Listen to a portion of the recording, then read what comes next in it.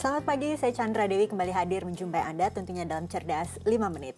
Dan pagi ini kita akan membahas putar serba-serbi dana asuransi. Bersama saya di studio Metro Manulife telah hadir Bapak Muhammad Irsan, Head of Agency Training and Development dari Manulife Indonesia. Selamat pagi Pak Irsan. Pagi Chandra. Pak Irsan, ini ada beberapa pertanyaan senada dari pemirsa di rumah mengenai dana asuransi Pak. Salah satunya ini, sebenarnya bagaimanakah kerja perusahaan asuransi? Dari mana perusahaan asuransi bisa mendapatkan dana untuk membayar klaim nasabahnya?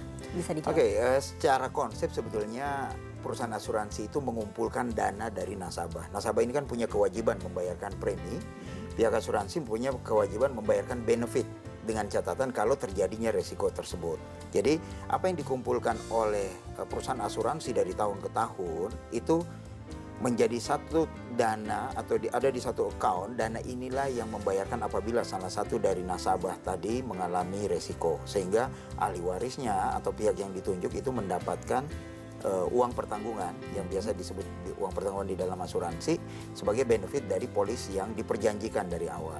Ya, jadi kalau ditanya dananya dari mana, ya sumbernya dari nasabah itu sendiri, tapi juga dikembalikan ke nasabah dalam bentuk benefit asuransi. Oke, jadi sebetulnya yang diperbuat perusahaan asuransi terhadap dana nasabahnya itu hanya dikumpulkan atau diinvestasikan lagi atau bagaimana? Ya, dikumpulkan dan diinvestasikan tentunya. Nah, inilah kenapa kalau perusahaan itu semakin lama ada di dunia ini atau di industri ini, maka otomatis dana yang terkumpul akan semakin besar, sehingga tingkat resiko perusahaan tersebut tidak mampu membayarkan klaim nasabah itu makin kecil, ya. Nah, kalau kita di Indonesia ada faktor pengukur yang diterapkan oleh pemerintah yang disebut risk based capital. Risk based capital itu mengukur tingkat kemampuan perusahaan asuransi terhadap kewajiban-kewajibannya. Jadi kewajiban itu nggak hanya kalau meninggal, bisa aja ada klaim kesehatan, bisa aja juga ada nasabah yang pengen menarik dana investasinya dan sebagainya. Tapi terkadang kan nasabah juga tidak pernah barangkali mengajukan klaim begitu. Itu rugi di nasabah tidak sih Pak sebetulnya? Nah, itu pola pikir yang sedikit berbeda ya. Ada yang merasa wah rugi dong kalau saya nggak klaim. Padahal sebetulnya untung. Kenapa? Karena nggak pernah sakit, resiko meninggal dan sebagainya juga tidak terjadi. Artinya kalau tidak ada klaim tersebut. Ya. Tapi ini tergantung dari produk yang dibeli oleh nasabah. Karena produk asuransi itu bermacam-macam. Ada yang misalnya membayar premi sampai usia tertentu, anggaplah misalnya usia 70, resikonya di cover sampai usia 70. Tapi ada juga yang seumur hidup.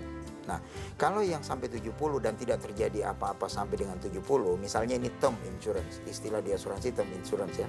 Dia hanya dibayarkan kalau terjadi resiko akan terima benefit. Memang nasabah akan merasa seperti itu, wah rugi dong. Tapi sebetulnya secara fisikal dia nggak rugi. Kenapa? Karena sehat dan tidak terjadi resiko. Tapi kalau dia ngambil yang seumur hidup atau sampai dengan usia 99, apapun itu pasti akan dibayarkan. Kenapa? Kalau sampai di ujungnya nanti di usia 99, produknya biasa kita sebut whole life atau seumur hidup, tidak terjadi resiko meninggal, tetap ada dana yang dibayarkan kepada nasabah pada akhir kontrak asuransinya. Oke, tapi ini misalnya Pak, banyak sekali nasabah yang ternyata mengajukan klaim. Betul. Mungkin tidak sih perusahaan asuransi bisa kehabisan dana? Nah, itu yang saya katakan tadi. Ada yang dikatakan risk based capital. Pemerintah mensyaratkan 120% harus di atas itu untuk sebuah perusahaan dikatakan sehat. Nah, kalau perusahaan mencapai angka yang lebih dari 100% terhadap risikonya, berarti kemungkinan untuk membayarkannya sangat besar. Jadi contoh misalnya gini, hitungan gampangnya. Saya punya utang 100 juta, tapi saya punya uang 150 juta. Nah, kemungkinan saya untuk bisa membayarkan itu semua sangat tinggi. Kenapa? Karena dana saya ada 150 juta, tapi utang saya hanya 100. Yang beresiko adalah kalau utangnya 100 juta, tapi dana yang saya miliki hanya 80 juta misalnya. Ada kekurangan di situ.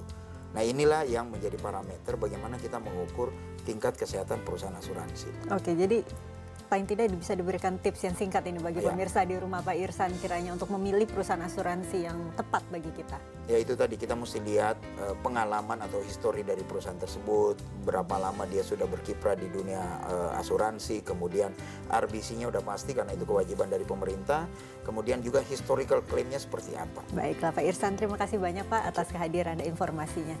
Dan pemirsa, demikianlah Cerdas 5 Menit, Cerdas Finansial untuk episode kali ini. Saya Chandra Dewi, terima kasih dan sampai jumpa. Dipersembahkan oleh